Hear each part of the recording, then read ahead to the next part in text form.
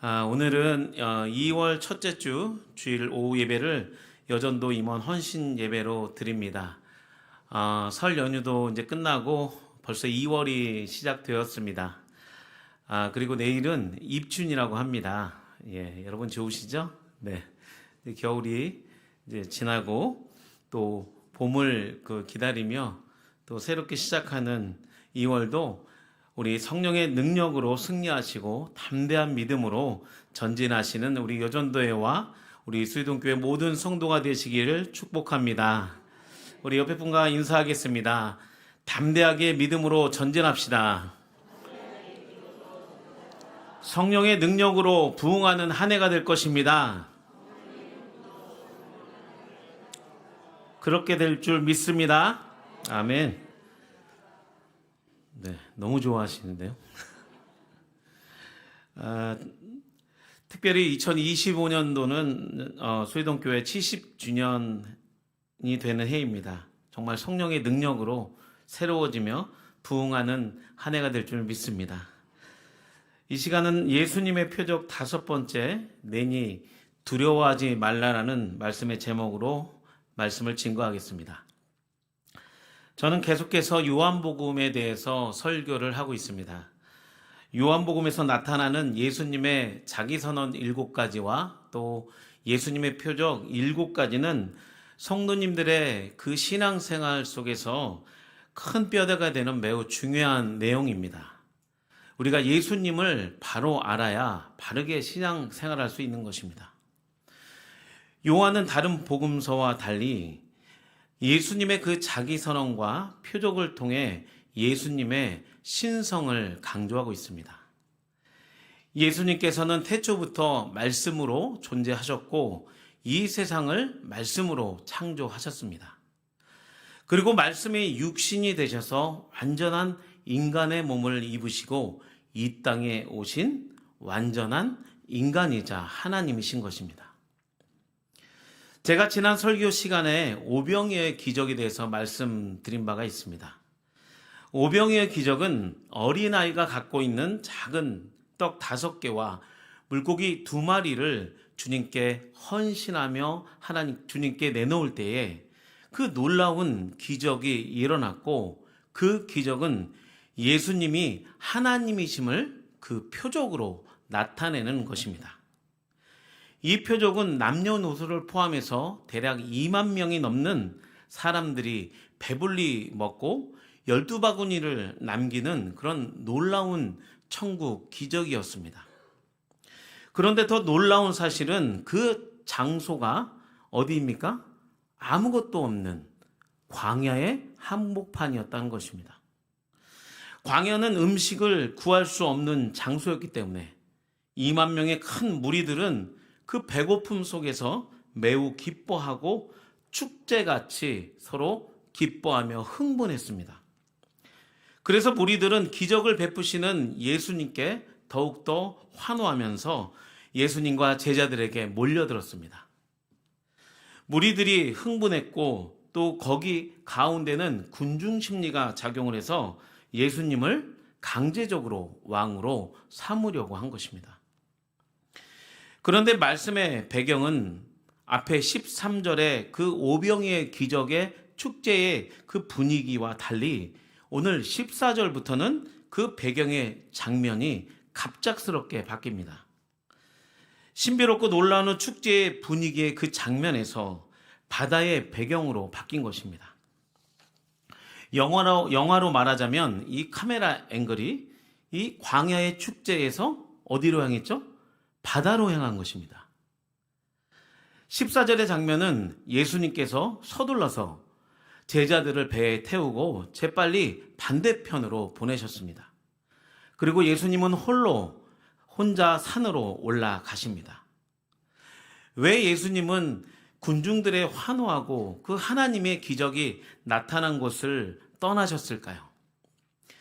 그것에는 분명한 이유가 있었습니다. 그 이유가 오늘 본문 14절부터 15절까지 말씀에 기록되어 있습니다. 다 함께 읽어보겠습니다. 그 사람들이 예수께서 행하신 이 표적을 보고 말하되 이는 참으로 세상에 오실 그 선지자라 하더라. 그러므로 예수께서 그들이 와서 자기를 억지로 붙들어 임금으로 삼으려는 줄 아시고 다시 혼자 산으로 떠나 가시니라. 아멘. 저는 이 설교를 준비하다가 하나님께서 제 생각을 꽉 이렇게 잡으셨습니다. 그러니까 한마디로 브레이크가 딱 걸린 거죠. 여러분들도 그런 적이 많으시죠? 말씀을 묵상하다 보면 하나님께서 그 단어, 또 문맥, 그 사건을 통해서 내 생각을 딱 잡으실 때가 있습니다. 어떤 곳일까요? 여러분은 혹시 어떤 곳이 여러분의 마음을 잡으셨나요? 제가 설교를 준비하다가 이 15절에 억지로 붙들어라는 이 단어에 제 마음과 제 생각이 멈췄습니다. 그리고 좀 더 깊이 묵상을 한번 해보았습니다. 억지로 붙들다, 이것이 과연 무슨 의미일까? 제가 사전을 찾아보니까 이 억지로 붙들다의 이 사전적인 의미는 이렇습니다. 예수님을 무리하게 감금하다. 여러분 이 표현이 어떠십니까? 억지로 붙들다가 우리말로 번역하면 예수님을 무리하게 감금시킨 겁니다. 왜 무리들은 기적을 베푸신 예수님을 무리하게 감금하려고 했을까요? 그들은 예수님을 억지로 정치적인 메시아로 삼으려고 한 것입니다. 유대인들은 그 당시에 로마 식민지 지배 아래에 있었기 때문에 로마 정부의 권력의 등에 업고 권력자들과 세리들은 유대인들을 몹시 괴롭히고 또 그 어려운 생활고를 겪게 했습니다. 또 그들은 이 유대인들의 두려움의 대상이었습니다. 많은 세금으로 생활이 어렵고 또 가면 갈수록 빈부격차는 급속히 커졌기 때문에 그들은 사회적으로 불만이 매우 고조되어 있는 그런 상태였습니다. 그러나 유대인들은 로마의 힘 앞에서 두려워서 어쩔 수 없이 하루하루를 살아가고 있었습니다. 그렇기 때문에 사회의 혁명을 바라는 사람들이 그 저변에 많이 숨어 있었습니다. 그리고 예수님의 오병이의 기적을 경험한 무리들은 예수님이 바로 자신들의 생활의 문제를 해결하시고 또 로마의 이 강력한 군대를 몰아낼 수 있는 경제적, 정치적인 메시아로 생각한 것입니다. 그런데 예수님은 그 무리들의 생각을 미리 아셨습니다. 그리고 그 자리에서 제자들을 빨리 바다 건너편으로 보내시고 자신은 산으로 홀로 떠나신 것입니다. 이 말씀을 묵상하면서 또 이 단어를 제가 깊이 묵상하면서 제 자신의 신앙을 한번 돌아봤습니다. 혹시 나는 두려움과 이 삶의 문제들을 극복하기 위해서 혹시 나는 예수님을 내 뜻대로 억지로 붙들고 있지는 않는가에 대해서 곰곰이 반성하며 회개하는 시간을 가졌습니다. 저 역시 하나님께서 부르신 목회자며 주님의 종입니다. 그러나 저 역시 큰 무리처럼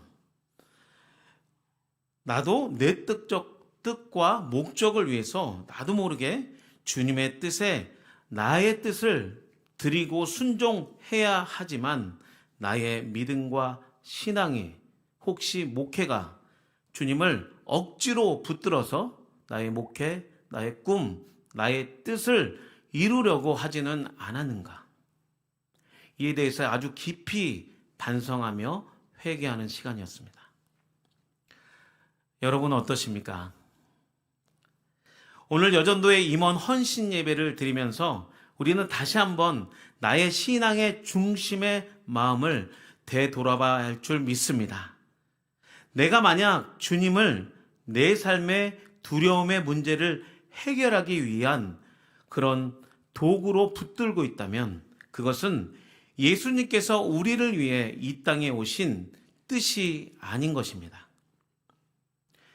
예수님은 나를 사랑하셔서 나의 삶을 구원하시기 위하여 오셨지만 먼저 예수님조차도 하나님의 나라와 의를 위하여 이 땅에 오심을 믿습니다. 그리고 이 고난의 십자가를 통해서 인간의 구원을 완성하셨습니다. 여러분 믿으시죠? 만약 내가 혹시라도 지금 이 무리의 자리에 또 이 무리의 그 마음의 심리를 갖고 있다면 예수님처럼 그 자리를 속히 떠나시고 나의 문제 때문에 예수님을 믿고 헌신하는 것이 아니라 오직 하나님의 나라와 의를 위하여 믿음으로 순종하시며 또 사명을 다짐하는 이 여전도 헌신 예배가 될 줄 믿습니다. 그렇다면 나의 두려운 현실의 문제를 넘어 사명의 자리로 나아가는 방법은 과연 무엇일까요? 우리 함께 16절부터 19절까지 말씀을 함께 읽겠습니다. 저물매 제자들이 바다에 내려가서 배를 타고 바다를 건너 가버나움으로 가는데 이미 어두웠고 예수는 아직 그들에게 오시지 아니하셨더니 큰 바람이 불어 파도가 일어나더라. 제자들이 노를 저어 10여리쯤 가다가 예수께서 바다 위로 걸어 가까이 오심을 보고 두려워하거늘. 아멘. 제자들의 배는 지금 바다를 건너기 위해서 가버나움 방향으로 가고 있습니다. 제자들은 아주 노련한 어부였습니다. 그래서 바다를 건너는 것은 아무 문제가 안 됐습니다. 어릴 적부터 배에서 잔뼈가 굵은 어부들이었기 때문에 배를 타고 바다를 건너가는 것은 아주 쉬운 것이었습니다. 그러나 지금 오늘 본문에 문제가 생겼습니다. 17절 중반절을 보면 이렇게 기록되어 있습니다. 가버나움으로 가는데 이미 어두웠고 라고 기록되어 있습니다. 지금 제자들의 배는 빛이 없는 어두운 밤에 바다 한가운데 떠 있습니다. 요한복음에서 밤이라는 단어는 단순히 오랜 시간이 지나서 물리적인 빛이 사라져 어두웠다는 것을 의미하는 것이 아닙니다. 사도 요한은 글을 쓸 때 이 특징이 있습니다. 이 특징은 어둠이라는 이 단어와 밤이라는 단어를 사용합니다. 그것은 영적인 의미로 해석하자면 지금 제자들은 삶의 어두움이 찾아온 것을 비유적으로 표현하는 것입니다. 그리고 예수님이 아직 제자들에게 오시지 않는 이 예수님의 부재를 강조하는 것입니다. 또한 지금 제자들의 배가 어떠한 환경에 놓여 있습니까? 18절을 보면 큰 바람이 불어서 강한 파도가 배를 앞으로 전지하지 못하게 큰 장애물로 막고 있습니다. 제자들은 노련한 어부였고 열심히 노를 저었지만 10여리쯤밖에 못 갔습니다. 이 바다 이쪽에서 반대쪽까지 실질적인 거리는 한 30분이면 도착한다고 합니다. 근데 지금 제자들의 배는 10여리쯤 되면 지금 그 키로로 따지면 한 45km 정도밖에 안 됩니다. 제자들은 경험이 많은 어부였지만 큰 바람과 이 큰 파도 앞에 엄청 힘들어하며 두려움에 떨고 있었습니다. 만약 우리의 삶이 바다 위에 떠 있는 이 배의 항해 같아서 갑자기 낮이 밤으로 바뀌고 또 빛이 사라진 밤에 큰 파도를 만나서 파산 직전의 배가 이 캄캄한 어둠 속에서 항해하고 있는 그런 비유와 똑같은 것입니다. 오늘 본문은 인생의 시간 속에서 고통스럽고 어려울 때가 찾아온다는 것을 의미하는 것입니다. 아무리 많은 인생의 경험과 지식으로는 잘 살 수 있을 것 같지만 또한 아무 문제 없이 또 내 힘으로 잘 살아낼 수 있을 것 같은데 우리 인생에 무엇이 찾아옵니까? 어둠이 밤이 찾아오는 것입니다. 그리고 파도가 너무 세게 쳐서 잘 될 줄 알았던 이 모든 삶의 문제들이 갑작스럽게 닥친 삶의 고난을 통해 또한 우리의 눈이 어두워서 한치 앞을 볼 수 없고 이 앞으로 전진하지 못할 때에 우리는 아주 큰 두려움에 빠지는 이 늪을 경험하는 순간을 겪게 되는 것입니다. 여러분, 이 순간이 과연 언제일까요? 본문 속의 제자들도 17절 후반절을 보면 예수는 아직 그들에게 오지 않으셨더니 라고 기록되어 있습니다. 예수님이 제자들과 함께 계시지 않기 때문에 이런 일들이 발생한 것입니다. 그런데 그때 큰 파도 때문에 두려움에 떨고 있는 제자들에게 누가 다가오십니까? 바로 예수님께서 바다 위를 천천히 걸으시며 제자들의 배에게로 오시는 것입니다. 예수님이 배에 가까이 오자 제자들은 더 두려워했습니다. 여러분, 예수님이 이 제자들 가운데 걸어오셨는데 왜 예수님을 더욱더 무서워했을까요? 이건 신학적인 관점으로 봐야 됩니다. 이 신학적인 관점으로 보면 그 당시에 그 고대 근동의 사람들은 물을 가장 두려워했고 특히 유대인들에게는 이 물과 불의 심판은 이 물과 불의 심판은 죽음을 의미하는 것이었습니다. 여러분, 유대인들이 물과 불 중에 어떤 것을 더 무서워했을까요? 물론 물과 불은 다 재앙을 가리키는 표징입니다. 그러나 유대인들은 물을 더 두려워했습니다. 유대인들에게 있어서는 이 물의 존재가 축복의 상징이기도 하지만 이 노아의 시대에 있어서 하나님의 세상을 물로 심판하셨기 때문에 또 과거의 이 역사적 경험을 통해서 물의 그 이중적인 면이 물을 더 두려워하는 그런 존재로 돼 있습니다. 그런데 오늘 본문에서 예수님께서 이 무서운 심판의 상징인 물 위로 걸어오시는 것입니다. 또 예수님께서 이 물을 다스리신 것을 보면서 이 물을 두려워하는 이 제자들이 오히려 물보다 더 예수님을 두려워할 수밖에 없는 상황이었습니다. 지금 물 위로 걸어오신 예수님은 어떤 분이십니까? 물을 창조하신 하나님이십니다. 우리 창세기 1장 6절부터 7절까지 말씀을 함께 읽겠습니다. 하나님이 이르시되 물 가운데 궁창이 있어 물과 물로 나누라 하시고 하나님이 궁창을 만드사 궁창 아래의 물과 궁창 위의 물로 나누게 하시니 그대로 되니라. 아멘. 창세기 1장 6절부터 7절을 보면 하나님께서 물을 창조하시고 또 물을 나누셨습니다. 그리고 궁창을 만드시고 궁창 아래 물과 궁창 위의 물을 이렇게 나누신 겁니다. 물을 조종하고 움직이고 다스릴 수 있는 분은 물을 창조하신 하나님뿐입니다. 그렇기 때문에 예수님이 지금 두려움에 떨고 있는 제자들을 향해 바다 위를 걸어 오실 분이라는 이 사실 자체에 제자들은 더욱더 놀란 것입니다. 그분이 두려움의 대상인 이 물까지 다스리신다는 것에 대해 놀랐고 또 사도 요한은 바다 위로 걸어 오신 예수님의 이 표적을 통해서 곧 예수님이 하나님이시라는 이 사실을 강조하고 선포하는 것입니다.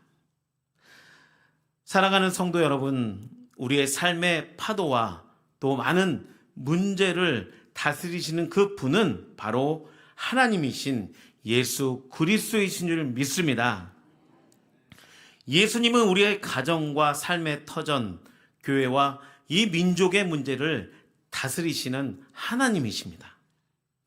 그분이 우리의 삶의 고통과 또 하나님의 그 자녀의 아픔의 그 작은 신음소리를 들으시면서 우리 삶에 찾아오신 분이라는 것을 믿으시기 바랍니다. 지금 예수님께서 제자들에게 다가오시면서 이렇게 말씀하십니다. 우리 함께 큰 소리로 20절을 힘차게 한번 선포해 보겠습니다. 시작. 이르시되 내니 두려워하지 말라 하신대. 자, 한 번 더 선포하겠습니다. 시작. 이르시되 내니 두려워하지 말라 하신대. 아멘. 예수님께서는 제자들의 마음 상태를 아주 잘 알고 계셨습니다. 그렇기 때문에 제자들을 보자마자 뭐라고 하십니까? 내니 두려워하지 말라고 말씀하신 것입니다. 이 내니라는 뜻이 무슨 뜻일까요? 이것은 우주 만물을 창조하시고 제자들을 두려워하는 그 물을 만드는 자가 바로 나다라고 하는 것입니다. 곧 내가 천지를 창조한 하나님이다라고 제자들에게 말씀하는 것입니다. 우리에게도 마찬가지입니다. 인생에 있어서 큰 파도와 문제들을 만날 때 우리는 너무 두렵습니다. 정말 고난과 역경으로 그 문제로 장애로 주저앉고 싶고 또 두려움에 떨 때 우리의 모든 상황을 아시고 우리에게 찾아오셔서 말씀하시는 것이 무엇입니까? 내니 두려워하지 말라입니다. 다시 한번 선포합니다. 주님께서 이 시간에 우리와 또 우리 교회와 이 나라 민족에게 말씀하십니다. 나는 너의 하나님이니 두려워하지 말고 나만 의지하고 바라보라고 말씀하신 줄 믿습니다. 여러분, 우리는 믿음의 눈으로 주님을 바라볼 수 있어야 합니다. 이사야 43장 1절부터 2절 말씀입니다. 우리 함께 읽겠습니다. 야곱아, 너를 창조하신 여호와께서 지금 말씀하시느니라. 이스라엘아, 너를 지으신 이가 말씀하시니라. 너는 두려워하지 말라. 내가 너를 구속하였고 내가 너를 지명하여 불렀나니 너는 내 것이라. 내가 물 가운데로 지날 때에 내가 너와 함께 할 것이라. 강을 건널 때에 물이 너를 침몰하지 못할 것이며 내가 불 가운데로 지날 때에 타지도 아니할 것이요 불꽃이 너를 사르지도 못하리니. 아멘. 여러분 믿으시죠? 이사야 43장 1절부터 2절 이 말씀처럼 두려워하지 말라. 내가 너를 구속하였다. 내가 너를 지명하여 내 이름을 불렀기 때문에 너는 내 것이다. 내가 물 가운데로 지날 때 내가 너와 함께 할 것이요 또 강을 건널 때에도 물이 너를 넘치지 아니하리라고 선포하시며 우리를 안심시키시는 것입니다. 할렐루야. 우리도 인생의 여정 속에서 폭풍을 만날 수 있고 지금 또 폭풍 안에 그 안에서 두려워하시는 분들도 계실 수 있습니다. 그러나 여러분, 우리는 무엇을 두려워해야 합니까? 나의 인생의 배에 주님이 지금 나와 함께 계시는지 아니면 안 계시는지를 두려워해야 합니다. 그 이유는 지금 제자들의 두려움이 언제 사라졌습니까? 21절을 함께 읽겠습니다. 이에 기뻐서 배로 영접하니 배는 곧 그들이 가려던 땅으로 이르렀더라. 아멘. 우리의 인생의 해답은 오늘 요한복음 6장 21절인 줄 믿습니다. 우리가 지금 이 경제적으로도 이 국가적으로도 매우 두려운 상태고 많은 걱정이 되는 상황입니다.